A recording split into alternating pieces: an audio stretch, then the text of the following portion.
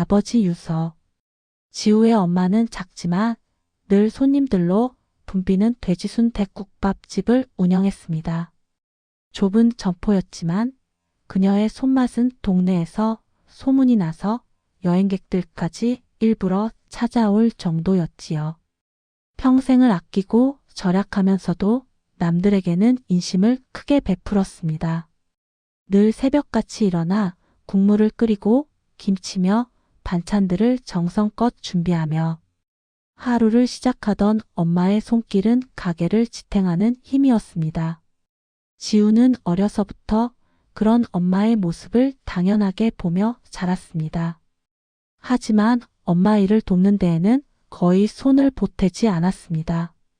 바쁘게 돌아가는 식당 한쪽 구석에서 책을 읽거나 학교 숙제를 하거나 그냥 투덜대며 시간을 보내곤 했습니다. 엄마가 무거운 순대 박스를 들고 허리를 펴지 못한 채 땀을 흘려도 지우는 그저 보고만 있었습니다. 엄마 힘들지 않아? 내가 좀 도와줄까? 라는 말 한마디를 꺼내본 적조차 거의 없었습니다. 아버지는 작은 회사에서 과장으로 근무하다가 정년을 채우지 못하고 퇴직했습니다. 늘 묵묵히 말수도 적은 사람이었고 집안에서 목소리를 크게 내는 일은 드물었습니다. 늘 바깥일은 회사, 안일은 엄마라는 듯 자잘한 살림살이나 식당 일에는 거의 손을 대지 않았습니다.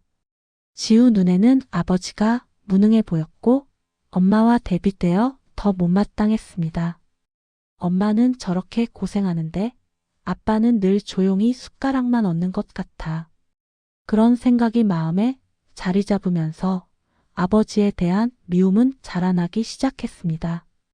엄마의 식당은 점점 자리를 잡아갔습니다.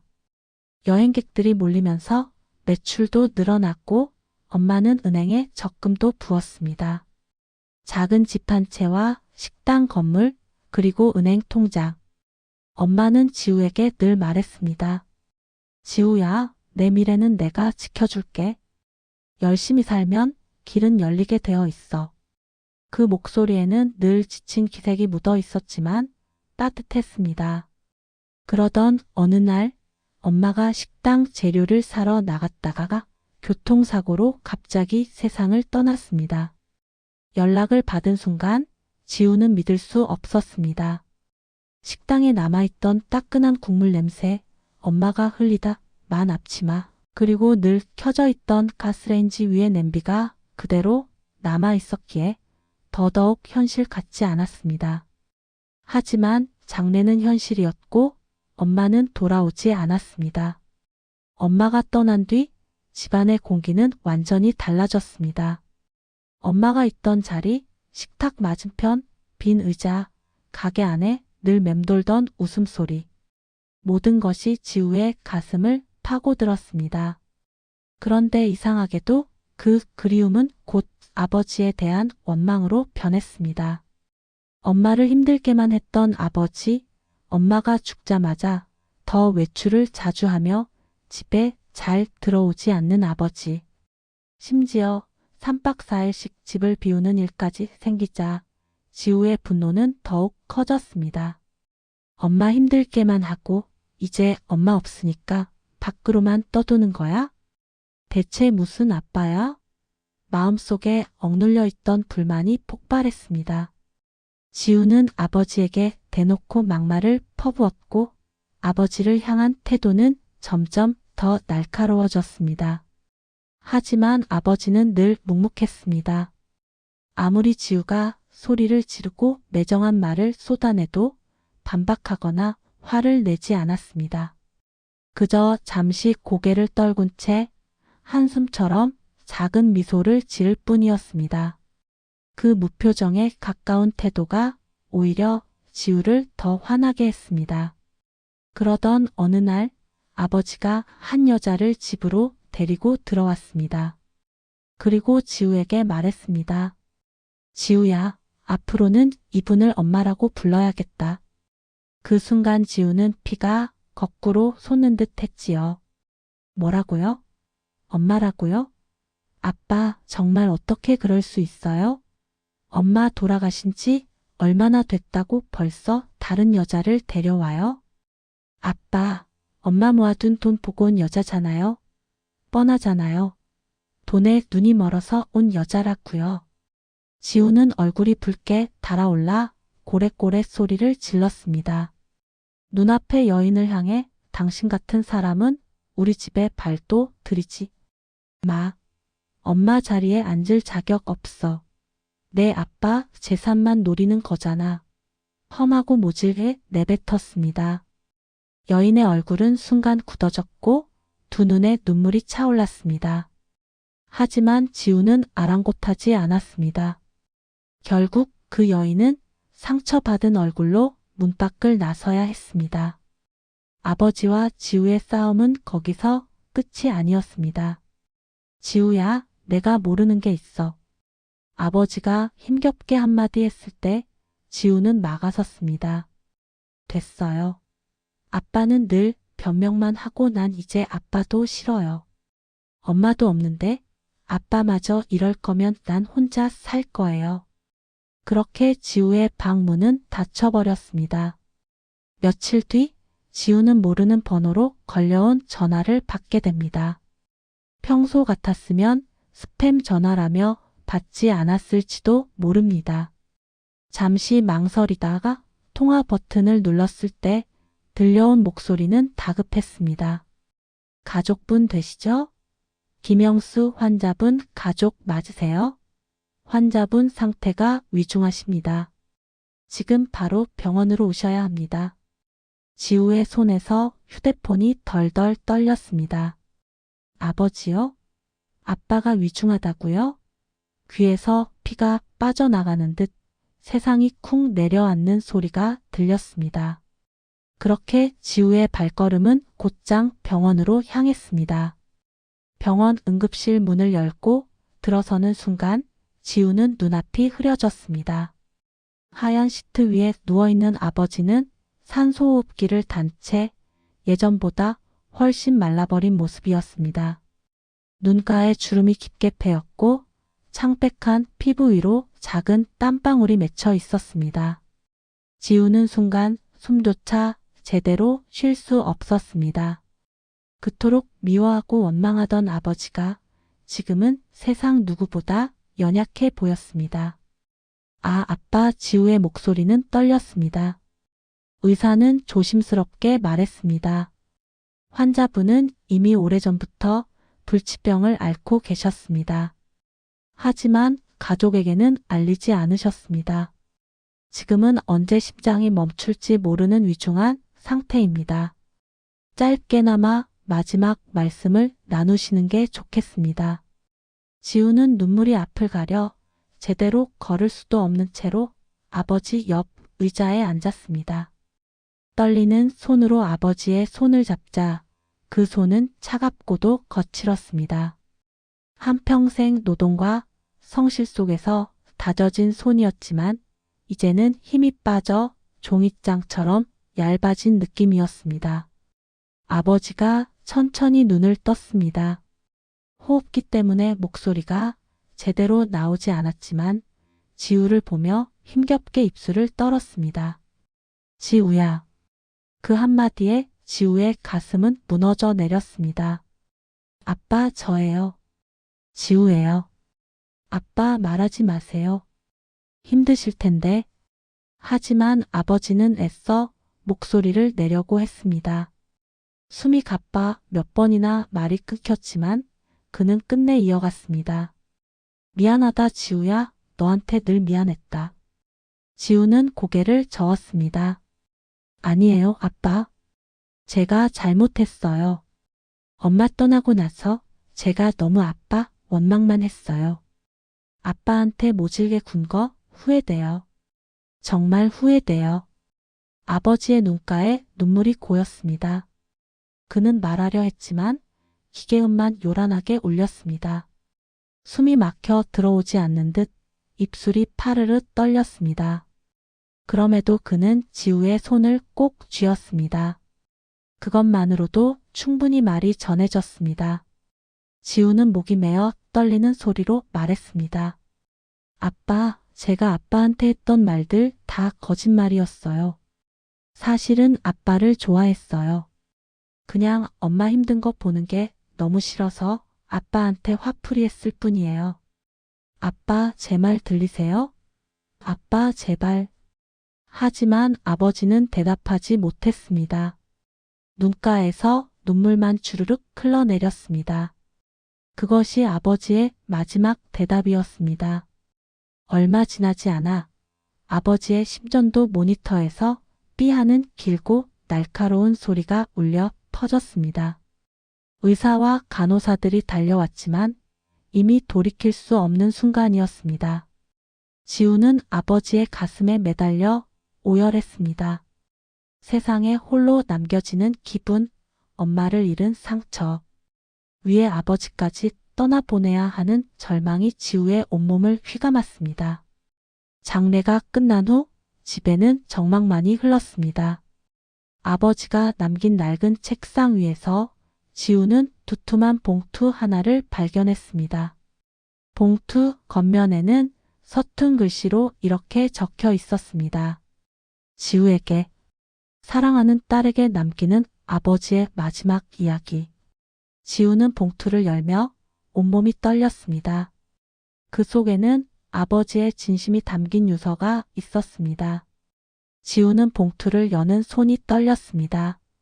눈물이 그렁그렁 맺혀 글씨가 잘 보이지도 않았습니다. 하지만 마음을 가다듬고 한 글자 한 글자 읽어 내려갔습니다. 사랑하는 지우에게. 지우야, 이 편지를 읽고 있을 땐 아마 나는 곁에 없을 거다. 미안하다. 내 앞에서 말로 해주고 싶었지만 평생 말이 서툴러서 결국 이렇게 글로밖에 남기지 못하는 아버지를 용서해다오. 지우야, 나는 내가 생각하는 것보다 훨씬 오래 내 곁에 머물고 싶었다. 내 웃는 얼굴을 보고 싶었고 내가 힘들 땐 어깨를 내주고 싶었다. 하지만 내 몸은 오래 버텨주지 못했다. 불치병이라는 진단을 받았을 때 제일 먼저 떠오른 건 내 병이 아니라 너였다. 지우는 앞으로 어떻게 살까? 누가 지우 옆을 지켜줄까? 그것만이 걱정이었다. 사실 너는 내 친딸이 아니다. 지금쯤 너는 놀라고 있겠지? 하지만 나는 너를 내 생명보다 더 소중히 여겼다. 지금까지도, 그리고 죽어서도 변하지 않을 것이다. 20여 년 전 나는 회사, 야근을 마치고 돌아오던 길에 마을 어귀에서 버려진 갓난아기를 보았다. 새벽 바람에 울고 있는 작은 아기, 그것이 너였다. 나는 그날 이후 단 한 번도 너를 버릴 생각을 해본 적이 없다. 오히려 하늘이 나에게 주신 가장 큰 선물이라고 믿었다. 내 엄마가 세상을 떠난 뒤 나는 더 애타게 내가 의지할 사람을 찾고 싶었다. 그래서 너 몰래 한동안 집을 비운 것이다. 사실은 내 친어머니를 찾으러 다녔다. 그 여인이 바로 내가 그렇게 내쫓은 그분이다. 지우야, 아버지는 너를 원망하지 않는다. 그때 내가 퍼부었던 말들, 엄마 모아놓은 돈 때문에 온 여자 다라며 그녀를 몰아붙이던 말들 다 내가 아파서 혼자 남을까봐 무서워서 그런 거라는 걸 안다. 하지만 그 말들이 그녀의 마음을 얼마나 깊게 베었는지 아버지는 옆에서 보았다. 그럼에도 그녀는 떠나며 마지막까지 내 이름을 불렀다. 내가 자신의 딸이라는 걸 밝히지 못한 채로 미안하고 두려워서 감히 입을 열지 못하고 눈물만 흘리며 떠나야 했다. 지우야, 아버지는 너를 하늘보다 높고 바다보다 깊이 사랑했다. 그 사랑은 너와 나 사이의 피가 아니라 함께한 시간과 함께 흘린 눈물과 웃음에서 비롯된 것이었다.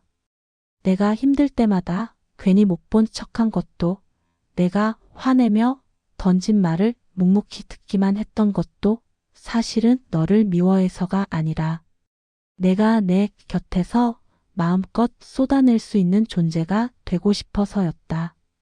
내가 세상에서 마음껏 화낼 수 있는 유일한 대상이 아버지라면 그것으로 충분하다 생각했다.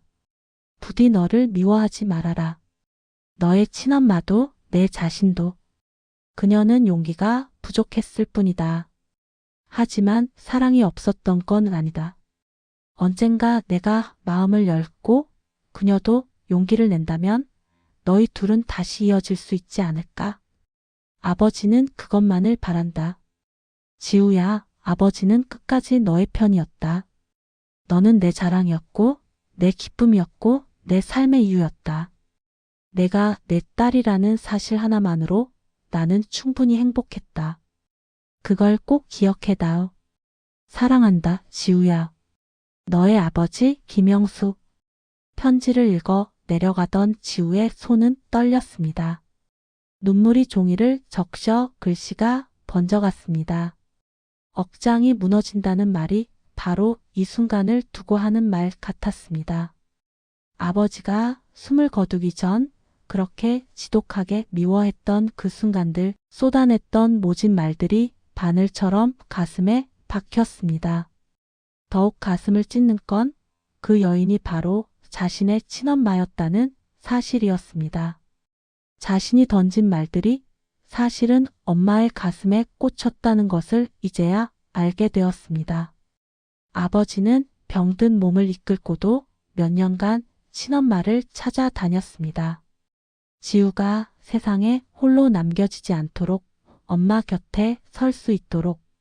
그러나 지우는 그 진심을 알기도 전에 엄마를 상처 주고 내쫓아 버렸습니다. 집안은 고요했습니다. 정막이 쏟아져 내리는 공간에서 지우는 편지를 부여잡고 흐느꼈습니다. 아빠 죄송해요. 너무 죄송해요. 끝없는 눈물이 멈추지 않았습니다. 시간이 얼마나 흘렀는지 모를 무렵 창문 너머로 누군가의 시선이 느껴졌습니다. 지우가 고개를 돌리자 골목 저편에 낯설지만 어딘가 익숙한 여인의 모습이 보였습니다. 오래도록 망설이는 듯 집 앞까지 다가왔다가 다시 몇 걸음 물러서는 모습. 그녀의 눈빛은 흔들리고 있었고 얼굴에는 미안함과 두려움이 교차하고 있었습니다. 그 여인은 바로 지우의 친엄마였습니다. 문 앞까지 다가갔지만 결국 문을 두드리지 못했습니다. 마음은 간절했지만 미안함이 발목을 잡았습니다. 차마 지우야, 나야라는 한마디를 내뱉을 수 없었습니다.